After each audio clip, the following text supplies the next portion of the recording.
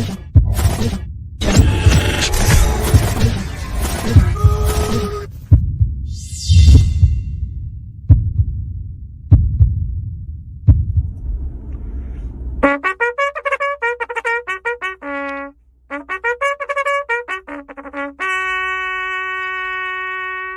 good morning and welcome to the final Daily Huddle for 2023. Wow, what a journey. It's been a hell of a year. Welcome back. And as we are, ending the year, we're starting new behaviors. That's Steve Nudelberg. I'm Mark Nudelberg. So if this is your first time joining us on the show, this will be your last time joining us for the year. But excited to kick off the last huddle and excited to wrap it up for everybody. Is there a singular highlight for you from all of the huddles throughout the year?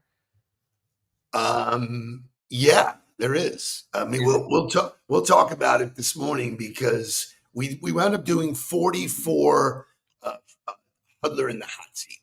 Yep. So that's an impressive, 44 spotlights. But that's an impressive body of work, and I don't want to give away any thunder, so I'll save it for our segment where we sat down and voted. We went over each of them. Everybody involved voted, but that's a great feature. It's just an awesome shout out today to Lori Kuznetsky, Jamie Tribble, and Michelle Potteroff, because they engaged and asked for content, and Shay delivered it last night. So kudos to you guys. Subtraction bias is a real thing. It will be part of all of my coaching come next year. What are you going to give up? What are you going to not do? If you're doing something and you're doing it for a long time, you're not getting results, man. It seems pretty easy. So I'm fired up about that. But I do want to share one sort of experience. Just that, I'm learning all the time. Yep. Just constantly learning. Michael Rosenberg, who is a wonderful client, I think wrote the best testimonial we have. He came to the party kicking and screaming. He's got a very, very cool personality. He's not overly engaging. He's very smart. His law firm deals with insurance companies. Anyway, we had a great run, and he said, I want to take you guys to lunch anywhere you want to go, whatever. And you know how I am. I'm like hesitant to do things in person. It's like, thank you. I love the sentiment, but well, anyway, make a long story short, we meet at Abe and Louie's. We do the pleasantries. We eat a little bit. And then he called me an expert. And I said, people who are really good at what they do don't call themselves expert. I never, ever refer to myself as an expert. I refer to myself as a student. Yep. Somebody who's constantly learning, whatever. And he was fascinated by that. We went down the road. He goes, you're the best person I know in this space. So he had questions for me. From the questions that we went over, we both developed a training course directly for his people that I'm going to do in January. He goes, oh my God, we're on to something. I'm taking notes. And he goes, could you do that? And could you do this? From like, lawyers are not used to developing relationships. Sure. It just was like, and the whole idea of a virtual coffee to him was like, I don't get it. Why would somebody want to have coffee? Right. So it was fascinating. There'll be new content, potentially a new module that I'm going to test out with him. But it was just, you just never know. It's funny because I spent time with the new business development team for Sistel yesterday, and their role is primarily cold calling, right? Like their metric is 60 calls a day, and that's what they're doing. And they're interested in reshaping that behavior and restructuring that behavior. They're not going to move away from the phone. So the entire conversation was, well, what if we change the goal of the phone then? And what if we change the way we approach the phone in terms of how we help try to make that more successful? So I spent a lot of time with them yesterday, rethinking what the ultimate goal was, what they were actually trying to do, and then offering them a lot of other behaviors that they could add to the work prior to the phone call that might make it more successful for them. And they were like, just like, their face on the screen was like, oh, like, like, yeah, this is great. Like, I want to do that. That fires me up about my job. And similarly, the conversation was about relationship, right? It was like, if I'm going to get on the phone, what do I do prior to that? And what do I do when I make the call in order to try to build a relationship? It's so fascinating. If you don't know, ask. Where's the pain? Where are you uncomfortable? Let's get to it. There's a little bit of foreshadowing before the wake up call. Scott McGregor is here, and we're going to go right into, as soon as we come out of the break, we're going to go right into the top huddlers. Dun, dun, dun, dun. Shay, wake this thing up.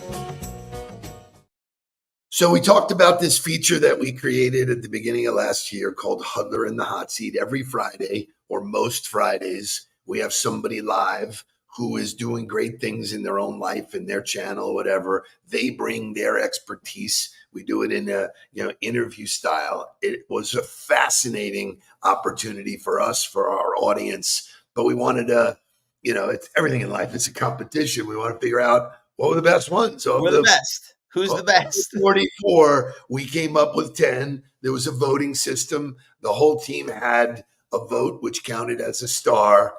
And you asked me who was my favorite. My favorite was Scott McGregor. So yeah, I would have to say that my highlight of the year for the Huddle, right? Not just Huddler in the Hot Seat, but for the Huddle was that conversation, because Scott was going through a family matter hours prior to the show and was like, we were like, hey, let's scrap it. Don't worry about it. We don't have to do this right now. And kudos to him for saying, no, this is, we're going to do it. So then obviously that took precedent in the conversation, and his authenticity, his transparency, the emotion that came out from everybody in the audience and from watching that show, it was just such a moving day. It was hard to go back to the workday after that, because I caught up with him yesterday. We have some other business that we're talking about, all about introducing and sharing networks and stuff like that. And I kind of tipped that. I said, listen, man, we did a vote. Tomorrow is the end of the year. It's the last show. And he said he was amazed at the job that we did. Typical McGregor fashion. Yeah. He didn't take any credit for being a great guest. He pushed it back on us. It was unbelievable. So without further ado, please unveil the top 10 interviews.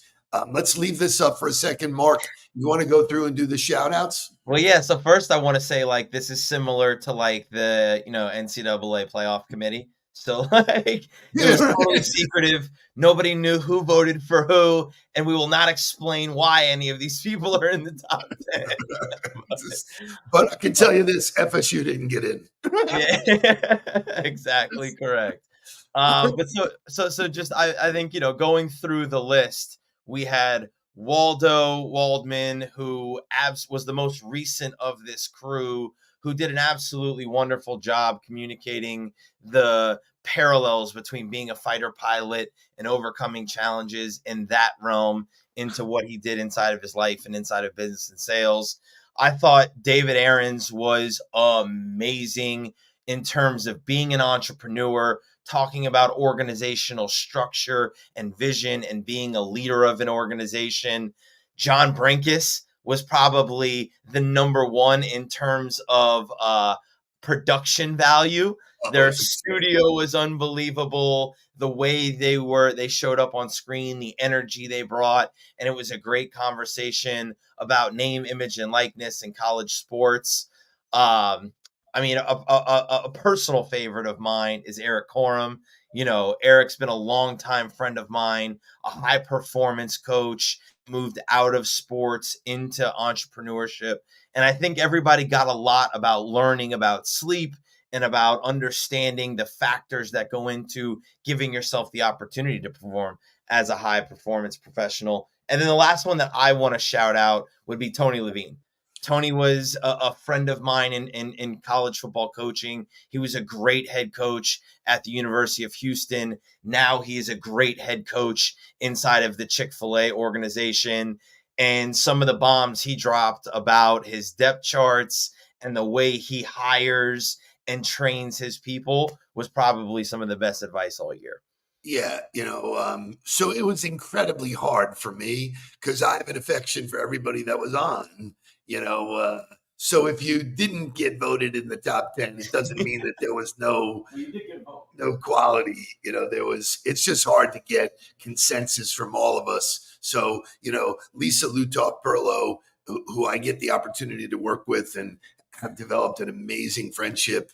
The reason why I called Scott is I'm putting her and Scott together. Watch the fireworks that happen there. So, but right from the get-go, Laura Kuznitsky, just amazing. Laura, I hope you're coming to the West Palm Beach owners event that Mark and I are speaking at for True. So anyway, I didn't even think about that. I hope that she's there in January. That would be fantastic. And I would say, like, for her, she's not. The story, like, of all the stories on the show, she just has a wonderful story and an amazing way of communicating it. She's so endearing. I'm thinking about hosting a party and having her cook for the party. So. Yeah, bring the meatballs. Bring the meatballs, Lori. So we're very grateful, on this day when we look back and reflect, and we're just grateful for the knowledge, for the camaraderie, for the trust that people put in, and stepping out of their comfort zone to share their thoughts with everybody. So for today's motivational music, I went with a little Stevie Ray Vaughan because I have nothing but pride and joy. Well,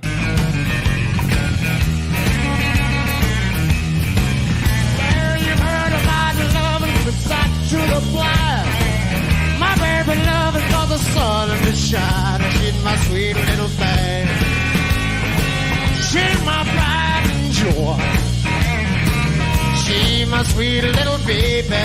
I'm a little lover boy. Yeah, I love my baby for heart and soul. Love like eyes I want will never grow. She's my sweet little thing. She's my pride and joy. She's my sweet little baby. I'm a little lover boy.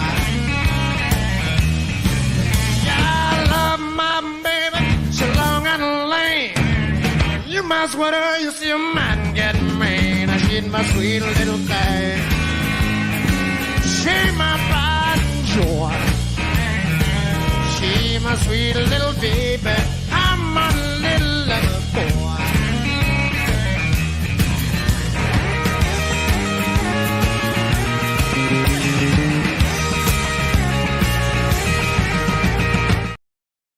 So I got into Stevie Ray on the way up to Boca yesterday. I had to drive. It's miserable rain. I wasn't going fast. I flipped him on, and I was like kind of bummed when I got to the restaurant because I wanted to stop. Just great. I do want to close this segment with my pride and joy of watching you continue to develop, to being a great partner in business, to being a great co-host on the Huddle, and we're playing it out in front of the whole world. People get to watch. And I spoke to somebody yesterday about, family business, and they go, "What you're doing is amazing." I go, "What's amazing is that it's real." 20 minutes in the morning, it is so real and so genuine and so great. So thank you. No, thank you. And to your point, like, we had 44 huddler in the hot seats. Those were 10. And I think the real takeaway is that all 44 gave you at least one nugget, right? You got at least one thing that you could take and apply to what you do and how you do it. So even if you just went back and listened to all the Huddler in the Hot Seats. Forget about the 300 shows that we did this year. Just the 44 Huddler in the Hot Seats. You're going to get 44 individual nuggets that you can use to help build your own playbook, which if that's not the value for the Huddle, then I don't know what it is. Yeah, it's so great. I mean, and speaking to Michael yesterday, he watches it every morning. He just doesn't engage. He doesn't show up here. So for those of you who are watching, listening, all that We kind of stuff, appreciate you. Chaz, you were definitely 11. He votes for 11. So You were everybody. the FSU. You were Sherry the FSU. Cedar. You Sherry deserved Cedar to was be 11. in, but you didn't get in. Right? Jerry Cedar was 11. There you go. Right? You know, everybody else was at 11. It was all good. That's awesome. So I do want to close the year with a good piece of content. The exercise that we do at the end of every year, I've done it my entire career. I can't really tell you who was that person that showed it to me, but here's what I know. I know that every year I've spent time thinking and coming up with one word or a phrase that frames my year. Mark, what was your word of the year for 2023? Unfuckwithable. Oh, I love it. Now, give people some background. That was the name of our presentation last year. It was So it was how we kicked off 2023. And so towards the end of the year, I had found that word. I had done some research on the background of it. It was written in a book. And the way it was defined was really great. And I loved it. And it was an aha moment for me because it was a term that really defined all of the leadership qualities that I aspire to embody and that I've always admired in other people that I've been around that have shown them. So that word really took precedent for us at the end of last year. We built a presentation around it where we really defined it and helped people understand it. And then I went out and tried to live it for the 12 months of 2023. And, self-assessment, I would say that I graded out probably in the 90 percentile on living that word on a daily basis. Nice. So my word was breakthrough, and it showed up everywhere. I remember traveling one time. I got to the Fort Lauderdale airport and there's a gigantic billboard in front of me that somebody was marketing, breakthrough, whatever. So, it shows up wherever you are and whatever you're doing. And I had great thoughts around breakthrough. I wanted to do some different things. The year before was intention.